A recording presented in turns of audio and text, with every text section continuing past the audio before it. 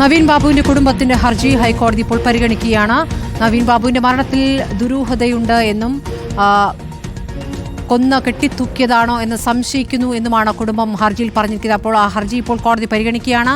CBI അന്വേഷണം ആവശ്യപ്പെട്ടുള്ള ഹർജിയാണ്. വിവരങ്ങളുമായി വിനീത വേണുണ്ട്. വിനീത, ഇപ്പോൾ നവീൻ ബാബുവിന്റെ കുടുംബത്തിന്റെ ഭാര്യയുടെ ഹർജി ഇപ്പോൾ ഹൈക്കോടതി പരിഗണിക്കുന്നു. എന്താണ് കോടതിയിൽ നിന്നുള്ള വിവരങ്ങൾ?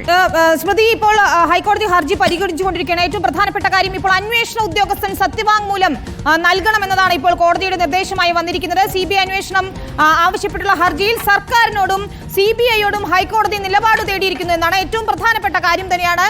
CBI അന്വേഷണത്തിലേക്ക് കാര്യങ്ങൾ നീങ്ങുമോ എന്നതാണ് നമുക്ക് അറിയേണ്ടത്. ഏതായാലും സർക്കാരിനോടും CBIയോടും ഈ കുടുംബത്തിന്റെ ഹർജിയിൽ കോടതി നിലപാട് തേടിയിരിക്കുകയാണ്. ഇത് ആത്മഹത്യ സംബന്ധിച്ച കേസ് അല്ലേ എന്നാണ് ഹൈക്കോടതി ആദ്യം ചോദിച്ചത്.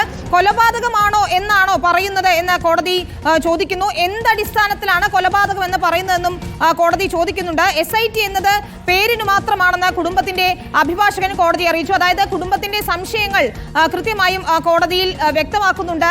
നവീൻ ബാബുവിന്റെ കുടുംബം കൊലപാതകമാണോ അത് തന്നെയാണോ സംശയം എന്നതാണ് കോടതി ഇപ്പോൾ ചോദിക്കുന്നത്. ഏതായാലും അന്വേഷണ ഉദ്യോഗസ്ഥൻ സത്യവാങ്മൂലം നൽകണമെന്ന് കോടതി നിർദ്ദേശിക്കുന്നു. കേസ് ഡയറി ഹാജരാക്കാൻ, ഏറ്റവും പ്രധാനപ്പെട്ട കാര്യം, കേസ് ഡയറി ഹാജരാക്കാൻ കോടതി നിർദ്ദേശിച്ചിരിക്കുകയാണ്. നമ്മൾ പ്രതീക്ഷിച്ചത് തന്നെയാണ്.